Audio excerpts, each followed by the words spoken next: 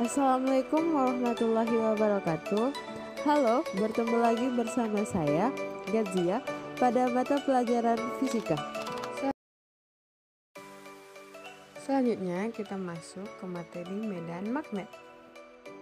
Sebelum kita masuk ke materi, kita pelajari dulu penerapan medan magnet.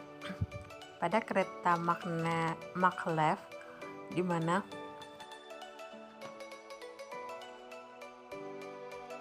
kereta ini memiliki prinsip kerja memanfaatkan gaya magnet untuk mengangkat kereta sehingga bisa mengambang.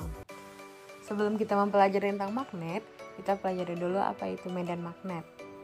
Daerah di sekitaran magnet yang masih bekerja gaya magnet dan digambarkan oleh garis yang gaya magnet yang menyebar dari kutub-kutub seperti gambar di bawah ini. Nah, bisa dilihat juga pada gambar di samping, itu merupakan garis gaya magnet pada serbuk besi. Setelah kita tahu apa itu medan magnet, kita masuk ke medan magnet di sekitaran arus listrik. Di sini ada percobaan Houston. Percobaan Houston ditemukan oleh Hans Christian Ørsted pada tahun 1077 sampai 1851. Di mana pada pengamatan ini menunjukkan bahwa arus listrik menimbulkan medan magnet pertama kali dilakukan oleh Hans. Hasil dari percobaan tersebut yaitu kutub magnet jarum menyimpang hanya pada saat kawat penghantar dialiri arus listrik.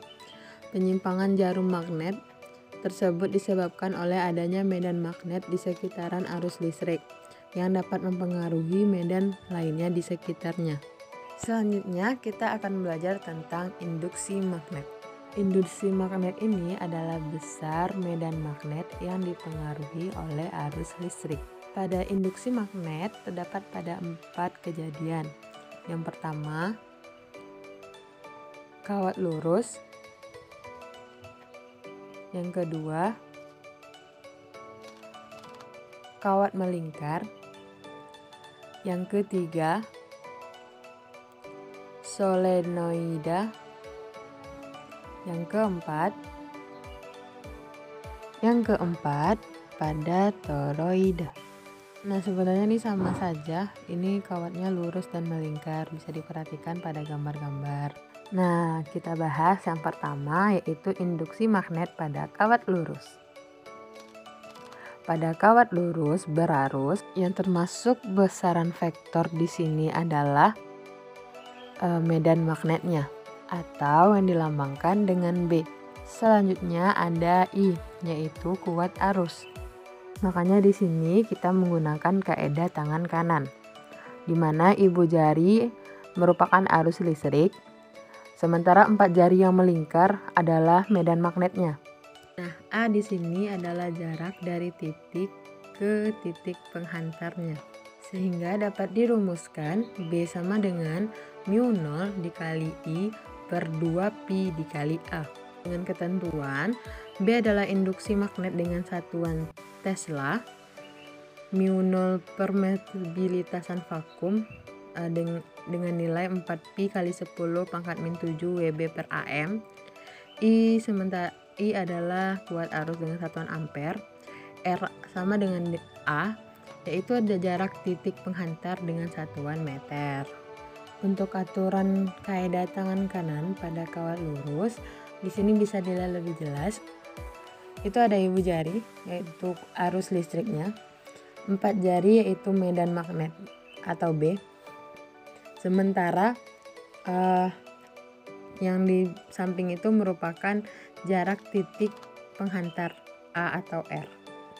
Nah, di sini bisa dilihat ada contoh soal. Di sini ada 2 kawat lurus, yaitu kawat A dan kawat B. Di sini titik P terletak pada di tengah-tengah. Nah, arusnya ini mengarah ke atas dengan nilai 2 ampere. Nah, di sini kita lihat dari titik A menuju P itu dengan jarak 1 meter. Nah, pada kawat B ke titik P itu 3 meter.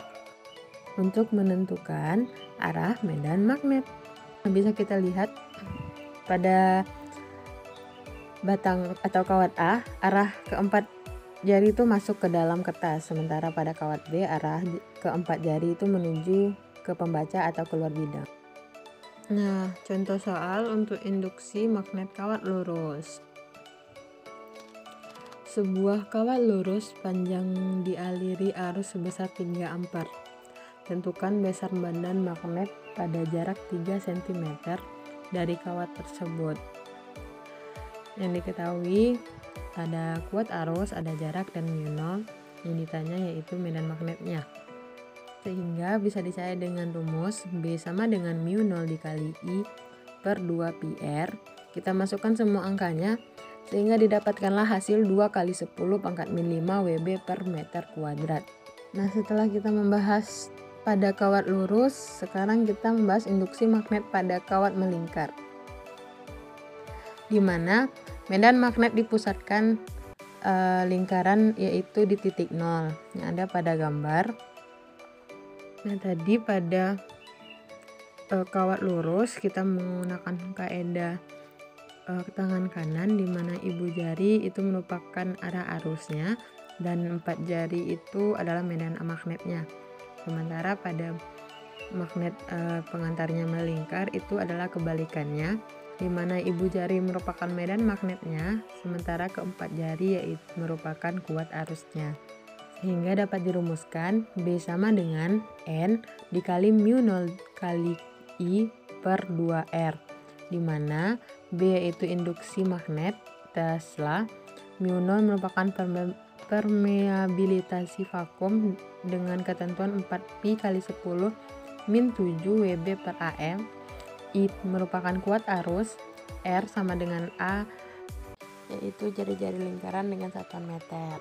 Selanjutnya kita masuk ke contoh soal induksi kawat melingkar. Nah, bisa diperhatikan gambar di bawah ini.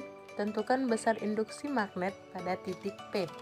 Ini bisa kita cari dengan menggunakan rumus BP, di mana besaran sudut yang dibentuk itu adalah 180 derajat, sehingga B sama dengan mu0 dikali I per 2A dikali 180 derajat per 360 derajat. Kita masukkan semua angka sehingga didapatlah 0,5 pi dikali 10 pangkat min 4 Wb per meter kuadrat. Nah, selanjutnya kita masuk pada induksi magnet solenoida. Pengantar lingkaran dengan jumlah lilitan yang sangat banyak. B adalah medan magnetnya. Nah, sementara N yaitu banyaknya lilitan. Pada pusat solenoida dapat dirumuskan B sama dengan mu0 dikali I dikali N per L.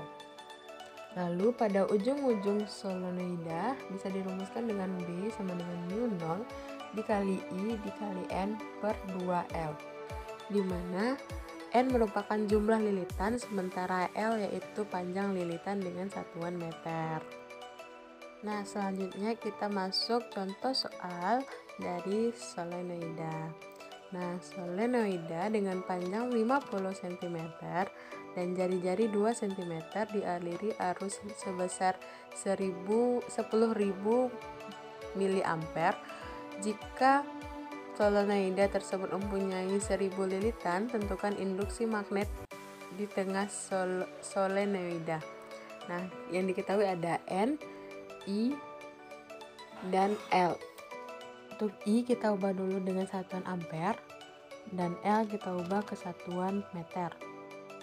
Kita masukkan rumus B sama dengan mu0 I N per L, sehingga masukkan semua angka sehingga didapatlah 8 pi 10 kali min 3 Wb per m kuadrat.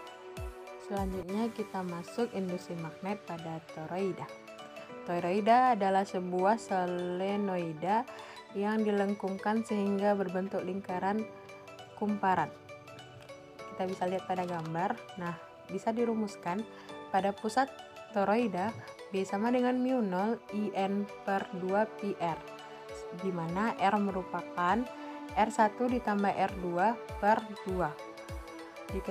Dengan keterangan seperti di samping.